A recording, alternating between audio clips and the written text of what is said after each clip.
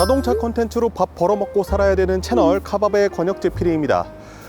진짜 너무 뜨거웠죠. 올해 여름. 그렇게 가지 않을 것만 같던 여름도 가고 지금 단풍들 엄청나게 보이시죠. 저희가 주로 촬영하고 있는 이 뒤쪽에 하늘공원, 여기에도 이제 가을의 정취를 느끼시려고 많은 분들이 오고 계시더라고요. 어쨌든 지금 제가 타고 있는 차량은 바로 소렌토 하이브리드 전륜 구동형 모델입니다. 사실 저는 산타페 신형이 파격적인 패키징으로 출시가 됐기 때문에 소렌토와 산타페의 싸움에서 산타페가 완승을 거둘 줄 알고 있었어요. 근데 신차 발표회를 산타페를 간 이후에 얼마 안 있어서 소렌토 행사를 갔잖아요. 산타페 조회수가 더 많이 나올 줄 알았는데 소렌토의 조회수가 더 많이 나왔어. 제목을 왠지 산타페가 이길 것 같은데 약간 이런 식으로 적었더니 댓글에 제발 산타페 사주세요, 소렌토 대기줄 좀 줄어들게, 이런 댓글들이 많이 달렸단 말이에요. 그리고 산타페 하이브리드가 한 이틀 전에서부터인가 이제 출고가 시작이 됐거든요. 산타페는 2.5리터 가솔린 휘발유 모델 이거 하나만 가지고 판매를 하고 있었기 때문에 판매량 자체도 소렌토가 거의 한 2배 정도 높은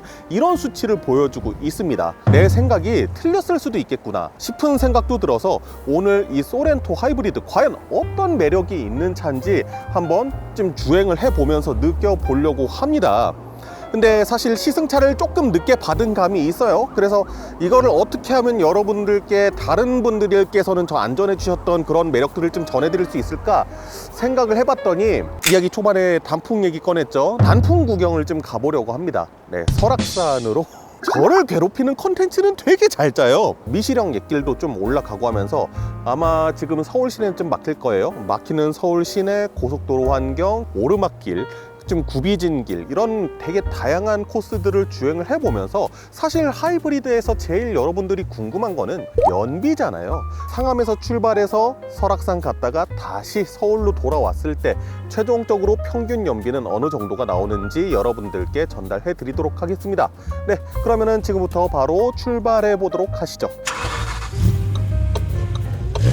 소렌토의 부분 변경 모델은 제가 신차 발표회에 가가지고 좀 많이 보여드렸어요. 인테리어도 보여드리고 익스테리어도 보여드리고 했기 때문에 인테리어나 익스테리어의 디자인 관련해서 좀 보고 싶으신 분들, 공간에 대해서 보고 싶으신 분들은 이쪽에 있는 영상 참고해 주시면 감사할 것 같고요. 오늘은 좀 주행하고 연비, 결과 이런 것들 위주로 해서 말씀을 드리도록 하겠습니다. 신차 발표회 때 하나 못 들었던 게 있어요. 뭐냐면은 이 차에 크렐 오디오가 들어가 있거든요. 요즘 크렐이 또 없어지는 추세여서 메르디안이나 좀 그런 것들이 들어가지 않을까 했는데 크렐이 또 들어갔단 말이에요. 사실 크렐을 들으면서 여태까지 좋다 이렇게 느꼈던 적이 없었는데 오디오 한 번만 듣고 가보도록 하겠습니다.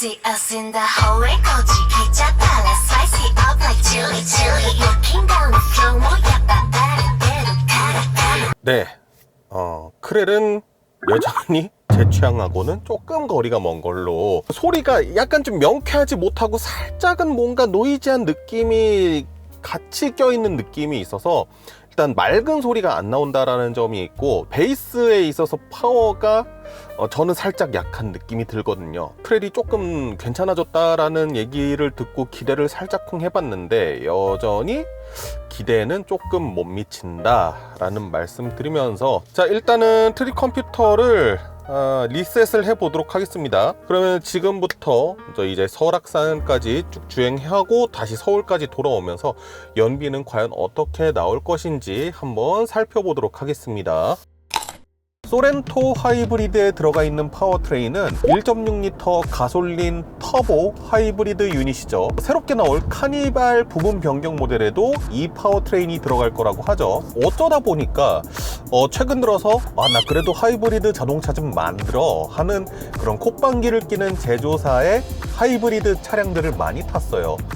토요타가 올해 신차를 거의 8종씩이나 발표하면서 토요타 하이브리드 유난히 좀 많이 탔었고요. 혼다 하이브리드도 최근에 2종이나 탔었죠. 현대, 토요타, 혼다 이 브랜드의 하이브리드 차량을 만드는 데 있어서 약간의 그 특이점들이 있어요. 다 비슷할 것 같은데 각자 브랜드의 색이 되게 또렷하게 다릅니다. 우선 현대기아는 전기 모터의 출력이 제일 낮습니다. 소렌토 하이브리드에 들어간 전기 모터의 출력이 65마력 정도가 나오거든요. 최대 토크는 20kg 포스 중반대 정도인데, 토요타 같은 경우에는 그래도 엔진의 출력이 100마력대 이상은 나와주고, 혼다 같은 경우에는 오히려 엔진의 출력을 넘어서서 뭐 거의 200마력에 가까운 이런 전기 모터의 출력을 보여주거든요. 대신에 현대 기아 같은 경우에는 저 배기량의 터보 엔진을 얹었죠. 그래서 어느 정도의 출력을 꽤 하면서도 최대 토크가 저 RPM 구간대서부터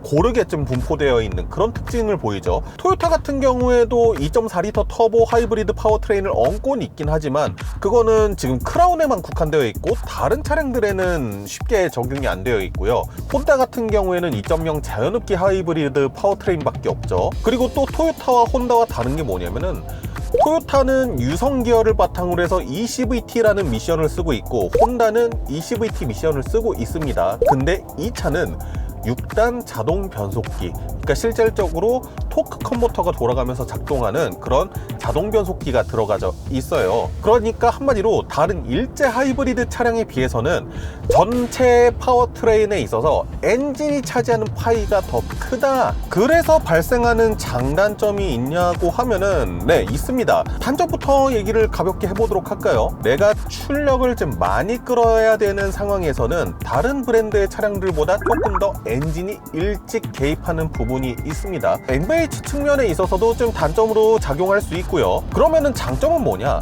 혼다나 토요타 같은 경우에는 2L부터 2.5L까지 배기량을 그래도 어느 정도 좀 높게 쓴단 말이에요. 자연흡기 엔진이기 때문에. 하지만 일단 이 차량은 과급기를 썼기 때문에 1.6L라는 비교적 낮은 배기량을 가져갈 수 있었고, 그렇기 때문에 뭐 자동차세 이런 데에서 좀 유리하다라고 볼 수가 있고, 터보 차량이기 때문에 기본적으로 토크가 낮은 RPM부터 나온단 말이에요. 그렇기 때문에 RPM을 막 그렇게 높게 가져가지는 않는다. 그런데 문제는 이 차량이 지금 1.6L 하이브리드 파워트레인을 사용하는 차량 중에서 두 번째로 무겁다는 겁니다. 첫 번째는 이번에 새로 나온 산타페가 공차 중량이 거의 2톤 가까이 되더라고요. 그러다 보니까 우리가 보통 출발할 때 가속 페달을 밟게 되면은 거의 여지없이, 성격이 느긋하신 분이라면 모르겠는데 저 같은 경우에는 거의 한 70%, 80%의 확률로 시동이 걸리더라고요. 시동이 걸려서 엔진의 힘으로 쭉 가준 다음에 크루징을 할 거 아니에요. 그쯤에서 이렇게 시동이 꺼지면서 전기 모터의 힘으로만 가주는 좀 이런 패턴들을 보여준다고 말씀드릴 수 있습니다. 전기 모터의 주행에서 엔진이 개입되는 순간 이질감 같은 것들은 확인을 할 수가 없습니다. 옛날에 스포티지 하이브리드 탔을 때 이거랑 똑같은 파워트레인이잖아요. NVH를 되게 좋게 봤었던 걸로 기억을 하거든요. 그러다가 지금 이 차를 타니까 의외로 엔진 소리가 실내로 유입이 되는 게 있어요. 무게가 스포티지보다 무거운 것도 그 부분에 있어서 좀 한몫하는 게 아닐까. 근데 한 2000rpm 언저리쯤에서 엔진 소리가 실내로 유입되는 거는 아마 운전자만 알아차릴 수 있을 것 같아요. 이렇게 앞만 보고 주행한다고 했을 때에는 그 존재감이 그렇게까지 강하진 않습니다. 스포티지 하이브리드는 제가 타면서 그 말씀을 드렸어요. 파워트레인의 느낌을 아예 어디에선가 절단을 해놓은 것 같다고. 파워트레인의 진동이라든가 변속감이라든가 이런 게 1도 안 느껴졌었거든요, 스포티지에서는. 그래서 약간 좀 인위적인 느낌이 되게 강하게 들었던 걸로 기억하는데, 소렌토에서는 그래도 어느 정도 살아 있습니다. 가속 페달을 깊게 밟으면은 나름 스티어링 휠을 통해서 어느 정도의 진동도 올라와 주는데, 뭐 이 진동이 아주 큰 진동은 아니에요. 조금 더 기계적인 느낌이 있다. 근데 저는 이 느낌이 훨씬 자연스러운 것 같아요. 이 차가 다른 데 소음은 막 그렇게 큰 것 같지는 않거든요. 근데 은근히 풍절음은 조금 있는 것 같아요. 부분 변경하면서 조금 더 각을 세운 것처럼 디자인해서 그런가는 모르겠는데 풍절음이 살짝은 느껴지는 편이긴 합니다. 지금까지는 에코 모드로 주행하고 있었는데 스포츠 모드로 한번 전환을 해보겠습니다. 약간 그 묶여있던 봉인 같은 게 해제가 되는 느낌이 들거든요. 제 생각에는 에코 모드에서는 이 전기의 모터가 배터리를 충전시켜주는데 뭐 거의 다 온 힘을 쏟고 있었다라고 하면은 스포츠 모드에다가 전환하는 동시에 전기 모터의 출력을 앞바퀴로 이제 같이 전달을 해주는 그런 설정으로 되지 않나 라고 추측을 해볼 수 있을 것 같거든요. 그리고 이렇게 스포츠 모드로 바꾸게 되면은요, 스티어링 휠에 있는 패들 시프트가 작동이 되게 됩니다. 다운, 다운, 업, 업. 변속 속도는 보셔서 아시겠지만 그렇게 빠르지 않습니다. 이 차의 주된 목적을 생각을 해보면은 누가 하이브리드 차 가지고 코너 공략하고 그럴 차량은 아니잖아요. 솔직히 변속 속도는 이 정도면은 충분하지 않을까. 가속 페달을 한 번만 좀 깊게 밟아 보겠습니다.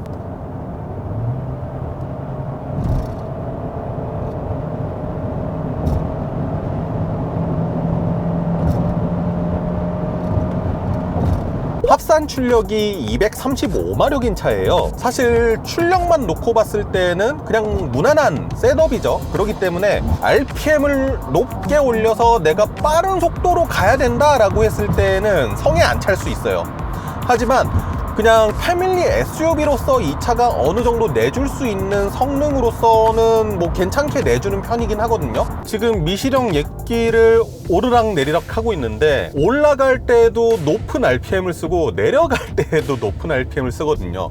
올라갈 때 높은 RPM을 쓰는 이유는 출력을 끌어내기 위해서 RPM을 높게 쓰는 거겠죠. 일단은 이 차량이 변속기가 6단 자동 변속기잖아요. 어쩔 수 없이 RPM을 다소 높게 쓰는 부분이 있고 내려갈 때 높게 쓰는 거는 자동적으로 엔진 브레이크를 거는 거겠죠. 그래서 지금 계기판에 보면은 하이브리드 배터리가 거의 꽉 찼습니다. 저 이만큼 꽉 차 있는 거 처음 봤거든요. 사실 지금 현대기아가 전기차 쪽에 힘을 상당히 빡 주고 있단 말이에요. 하이브리드 파워트레인을 앞으로 더 개발을 해서 새로운 종류의 파워트레인이 나올지는 모르겠어요. 만약에 나온다라고 하면은 저는 개인적으로 조금 소망하는 것들이 있습니다. 물론 어렵긴 할 거예요. 왜냐면은 이 현대기아의 병렬식 하이브리드 시스템을 보면은 엔진이 있고 미션 사이에 전기 모터가 들어가기 때문에 전기 모터의 크기를 팍 키우거나 그러기는 좀 어렵거든요. 그리고 미션 같은 경우에도 마찬가지죠. 전륜구동 기반의 차량이기 때문에 이거를 또 가로로 배치를 한단 말이에요. 차폭을 또 무한정 키울 수가 없기 때문에 사실 해결하기 어려운 솔루션이긴 한데, 그럼에도 불구하고 그 어려운 거를 해낼 수 있다고 하면은 저는 개인적으로 전기 모터의 출력이 조금 더 향상되는 거, 다단화하는 거, 한 8단 자동 변속기 정도까지 전기 모터의 출력이 큰 하이브리드 차량을 타게 되면은 아무래도 엔진이 개입하게 되는 순간이 적어지고 그로 인해서 NVH적인 이점을 확실히 가져가는 게 있다 보니까 지금 이 차량 같은 경우에는 저속 상황에서는 엔진 소리가 좀 실내로 많이 유입이 되는 편이거든요. 그리고 다단화를 하게 되면 아무래도 효율성도 좋아질 것이고 높은 RPM을 오랫동안 유지하는 모습을 좀 안 봐도 되는 거잖아요. 이 역시 NVH적인 이점을 가지고 있는 거죠. 승차감에 대한 이야기를 좀 해보려고 합니다. 부분 변경 이전에 디젤 모델을 시승을 한 적이 있었는데 그때 당시 승차감에 대해서 기억을 해보자고 하면은 후륜 서스펜션이 되게 부드러웠다는 생각이 들거든요. 그래서 과속 방지 턱을 넘었을 때 약간은 출렁거림이 있는 그런 차량이었다. 승차감을 위주로 제작이 된 차량이다 라는 생각이 들었는데, 하이브리드 모델은 지금 부분 변경 이후 모델을 타는 게 또 처음이기도 합니다. 디젤 모델하고 하이브리드 모델 같은 경우에는 앞뒤에 무게 배분 차이가 상당히 많이 날 거예요. 디젤 엔진은 무겁습니다. 배기량도 2.2L잖아요. 반면에 하이브리드 같은 경우에는 1.6L 가솔린 터보 엔진으로 비교적 가볍고 전기 배터리가 들어가 있거든요. 그래서 그런지는 몰라도 이 차량을 주행을 해보면은 제가 기억하던 그 소렌토 MQ4 디젤하고는 많이 달라요. 저속에서 안 좋은 노면을 만나거나 과속 방지 턱을 만났을 때 생각보다 탄탄한 승차감 보여줍니다. 저희 지난번에 탔었던 산타페 2.5L 그 가솔린 터보 엔진 있잖아요. 그거랑 승차감이 얼추 비슷한 느낌이 듭니다. 지금 시속 50km 정도로 달릴 수 있는 도로인데 여기 맨홀 뚜껑이 정말 많거든요. 분명하게 운전자한테 정보를 전달을 해줘요. 옛날에 탔었던 만약에 MQ4 디젤이었다라고 하면은 아마 더 부드럽게 지나갔을 것 같긴 해요. 하지만 불쾌하다고 생각이 들 정도의 충격을 안겨주는 것은 아니고요. 옆에 과속 방지턱 있어요. 좀만 밟아볼게요. 네, 시속 50km 정도로 과속 방지턱을 넘었는데 옛날에 느꼈었던 그런 출렁하는 느낌 자체가 사라졌어요. 이제는 과속 방지턱을 넘고 나서 바로 딱 하고 잡아주는 모습 보여주거든요. 어느 쪽의 서스펜션이 조금 더 단단한 느낌이냐면은 전륜 쪽이거든요. 옛날에 비해서 탄탄해지고 그리고 훨씬 잡아줄 때는 잡아주는 승차감이긴 하지만 기본적인 전륜과 후륜의 셋업은 좀 비슷한 느낌이에요. 전륜이 조금 더 단단하고 후륜이 조금 더 러프하고, 물론 산타페도 하이브리드 모델을 타봐야 되겠지만은 곧 있으면은 아마 시승차가 풀리지 않을까 싶은데, 조금은 탄탄한 산타페와 조금은 부드러운 소렌토, 이렇게 구도로 가지 않을까라는 생각을 했었는데 변별력이 없지 않나. 둘 다 탄탄하게 잡으면은, 그러면은 과거의 세팅이 좋으냐 아니면은 지금의 세팅이 좋으냐라고 물어보면은 저는 지금의 세팅이 좋아요. 조금 더 안정적인 느낌이 들고 출렁거리는 느낌이 들면은 이게 잘못하면은 멀미를 느낄 수 있는 그런 승차감과 연결이 되기도 하거든요. 뒤에 앉은 사람들이 그렇게 불편하거나 힘들 정도의 승차감은 또 아니기 때문에 뭐 이 정도면은 안정성과 승차감 두 마리를 어느 정도 양립해서 잘 잡은 게 아닌가. 그래서 저는 이쪽의 승차감이 조금 더 마음에 듭니다. 물침대 같은 느낌을 원하신다면 조금은 아쉬운 변화일 수도 있겠죠. 에이다스 테스트 한번 해볼까요? 버튼 하나만 누르면은 에이다스가 작동을 합니다. 소렌토 하이브리드에는 HDA2가 적용이 되었어요. 그래서 이 차량 같은 경우에도, 이 시승 차량 같은 경우에도 HDA2가 적용이 되어 있고요. 방향지 시등을 넣었을 때 알아서 차선 변경을 해주는 기능까지 들어가 있습니다. 어댑티브 크루즈 컨트롤과 차선 중앙 유지를 작동을 시키고 있는데, 잠깐 손을 놔볼까요? 제법 굽은 코너인데 잘 돌아주는 모습 보이죠? 핸들을 잡으세요라고 경고가 떴는데, 네, 정전식이 아니라 토크 감응형으로 되어 있습니다. 산타페가 이번에 신형이 출시가 되면서 정전식 스티어링 휠이 들어갔거든요. 그런데 그 이후에 나온 소렌토가 아직까지 토크 감응형을 채택하고 있다는 거는 조금은 아쉬운 일이라고 말씀을 드릴 수 있을 것 같아요. 방향지 시등 점등을 해봤습니다. 자, 제가 튼 게 아니라요, 차가 알아서 차선 변경 해준 거 확인하실 수 있었죠. 그러면서 전방에 느린 차량이 있으니까 멀찍이서부터 감속해주는 모습 보여줍니다. 감속 자체는 상당히 부드럽게 해주는 모습 보여주고요. 다만 지금 차간 간격을 가깝게 붙여놨는데도 불구하고 간격을 멀리 놔둔다라는 느낌이 있고, 지금 전방에 있던 차량이 빠져나가면서 차가 알아서 가속을 해주는 모습 보여줬는데 너무 급가속하는 느낌이 있지 않나? 차간 간격을 제일 가깝게 했기 때문에 급가속을 하는지까지는 모르겠는데, 요즘 다른 자동차 브랜드들도 꽤나 이런 것 같은데 이게 트렌드인지는 모르겠거든요. 차간 간격을 제일 멀리에다가 두고 해봤는데도 가속 되게 빡세게 해준 느낌이 있네요. 이 부분은 로직을 조금 개선했으면 좋겠다라는 생각이 들거든요. 예를 들어서 차간 간격을 제일 가깝게 설정한 사람, 이거는 누가 봐도 성격 급한 사람들이거든요. 이런 사람들은 앞에 차량이 사라져서 가속할 수 있는 거리가 생겼을 때 조금 급하게 가속해주고, 차간 거리를 가장 멀게 셋업했을 때 이런 사람들은 그래도 좀 느긋한 사람이라고 생각할 수 있거든요. 그런 사람들은 전방에 차량이 사라져도 조금 느긋하게 가속되는, 이렇게 소프트웨어를 좀 개선해보는 건 어떨까라는 생각이 들기도 해요. 소렌토 하이브리드 부분 변경 모델을 시승을 해봤습니다. 국내 시장에서는 판매율 1, 2, 3위 그 안에서 좀 다툴 정도로 상당히 많이 팔리는 차량이고요. 그 중에서도 50%가 넘는 비율로 하이브리드 파워트레인이 선택이 되고 있습니다. 그리고 실제로 주행을 해보면요, 상품성이 괜찮습니다.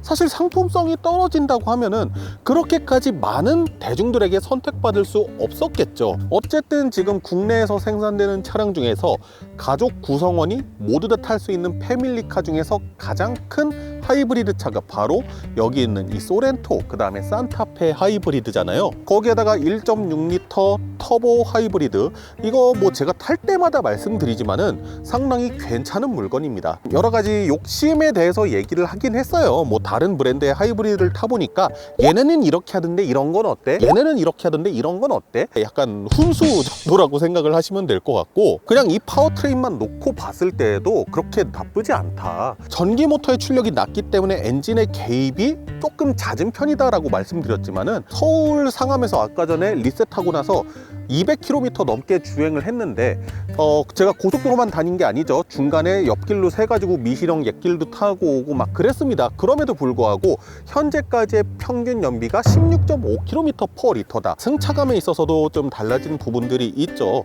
저는 개인적으로 이 바뀐 승차감이 조금 더 제 취향에는 맞거든요. 뒷좌석을 따로 시승해 볼 수 있는 기회는 없었지만은 이렇게 운전을 하면서 느껴지는 뒤쪽 서스펜션의 움직임 이런 것들 봤을 때 뒷좌석의 승차감도 꽤 괜찮을 것으로 예상이 되거든요. 그리고 제가 이 주행 중에 얘기해야지 하다가 깜빡하고 얘기 안 한 게 있어요. 뭐냐면은 지금 시승 차량은 거의 풀옵션 사양이다 보니까 종아리 받침까지 있는 릴렉션 시트 들어가 있고 에르고 모션 시트 들어가져 있어서 중간중간에 장거리 운전할 때 마사지 해주고 이러는 기능들도 들어가져 있어요. 제가 이전 소렌토 탈 때 기억나는 게 뭐냐면은 사실 제 등치가 작은 등치가 아니잖아요. 상당히 비대한 등치인데 그럼에도 불구하고 시트가 좀 나를 서포트 해주지 못한다? 시트 양쪽으로 몸을 잡아줄 수 있는 날개 부분이 있잖아요. 이게 너무 바깥쪽으로 밀려나 있고 중앙 부분이 넓어서 코너를 돌린다든가 할 때 잘 지지해주지 못한다라는 느낌이 있었는데 이번에 부분 변경되면서 그 부분도 일정 부분 수정이 된 것 같아요. 그래서 등받이 부분은 그래도 저를 상당히 좀 잘 잡아주는 느낌이 있었어요. 근데 방석은 아직까지 카체를 제대로 고정해주지는 못하는 느낌은 조금 있었습니다. 만약에 옵션을 좀 추가하신다라고 하면은 이런 에르고 모션 시트라든가 저는 현대차에서 항상 말씀드리지만은 꼭 넣으시기를 좀 추천을 드립니다. 기존에도 상당히 좋았었던 상품성이었지만 거기에서 조금 더 상품성을 끌어올려서 역시나 지금 판매 순위가 보여주듯이 누구나 만족할 수 있을 만한 차량으로서 다시 거듭났다라고 볼 수 있는데 이제 관건은 산타페 하이브리드가 본격적으로 출고가 되기 시작했어요. 이랬을 때 산타페와 소렌토 과연 누가 이길지 이 부분은 봐야 될 것 같은데 저는 아직까지 산타페가 이길 것 같거든요. 이번 달에는 이 출고가 조금 늦게 됐으니까 한 11월 달 판매량 보면은 대충 이 느낌이 나오지 않을까 싶어요. 과연 디자인이 승리할 것이냐 공간이 승리할 것이냐 이 부분 조금 관심 깊게 바라봐야 될 것 같습니다. 오늘 컨텐츠 여기서 끝난 거 아니고요. 서울로 이제 돌아갈 건데 퇴근 시간도 좀 맞물리고 해서 길이 많이 막힐 거예요. 그런 것들이 복합적으로 연결되었을 때 최종적인 연비는 얼마나 나올 것인지 한번 확인해 보도록 하겠습니다. 네, 지금까지 자동차 컨텐츠로 밥 벌어먹고 살아야 되는 채널 카밥의 권혁재 PD였습니다. 감사합니다. 그나저나 오늘이 설악산 단풍 최고 절정이라고 해가지고 일부러 좀 무리해서 강원도까지 왔는데 이거 왜 이래 다 녹색이에요? 오늘 컨텐츠는 제대로 말아먹었다. 마포구 상암동에 도착했습니다. 참고로 견인 통제 저 안 하는 거 아시죠? 네, 전기차를 타건 하이브리드 차를 타건 주행하고 싶은 대로 주행을 해서 제한 속도보다 조금 더 높게 밟았을 때도 있고 아니면은 도로의 환경이 안 좋을 때는 조금 그에 맞춰서 천천히 갔을 때도 있고 그랬습니다. 대부분의 사람들이 평범하게 주행하는 것처럼 주행을 했다라고 말씀드릴 수 있습니다. 처음에 상암동에서 리셋을 하고 서울 양양 고속도로를 타다가 미시령 옛길을 넘어가서 설악산 국립공원에서 뭐 촬영하고 다시 서울 양양 고속도로 타고 쭉 왔단 말이에요. 그 동안에 연비는 어떻게 나왔고 기름을 얼마나 썼느냐 남은 주행 가는 거리는 어느 정도 되느냐까지 한번 확인을 해 보도록 하겠습니다. 405km를 6시간 20분 동안 주행을 했습니다. 현재까지의 평균 연비는요 17.3km/L. 강원도에 도착했을 때가 16.5km/L였잖아요. 강원도에서 서울 올 때는 한번 경사 빡세게 빡 올라갔다가 서울까지 천천히 이렇게 내려온단 말이에요. 그다음에 서울에 들어와서 길이 좀 막혔거든요. 그게 또 하이브리드 차한테는 좋은 조건이다 보니까 강원도에서보다 0.8km/L가 더 인상이 됐다. 이 정도 주행을 했을 때 남은 주행 거리는 얼마나 되느냐. 총 연료 탱크에 있는 기름의 반도 안 썼습니다. 반도. 그래서 주행 가는 거리는 489km. 아빠들이 산타페 하이브리드랑 소렌토 하이브리드를 살 수밖에 없는 이유가 있다. 실제로 공인 연비보다 상당히 좋은 수치고요. 어쨌든 이 산맥을 하나 올라갔다 오는 과정 자체가 연비에 있어서 그렇게 좋은 환경도 아니고 대부분이 고속주행 환경으로 이루어졌기 때문에 사실 하이브리드한테는 조금 불리한 환경이었을 수 있는데 그럼에도 불구하고 꽤 만족스러운 연비가 나오는 것을 확인할 수 있었습니다.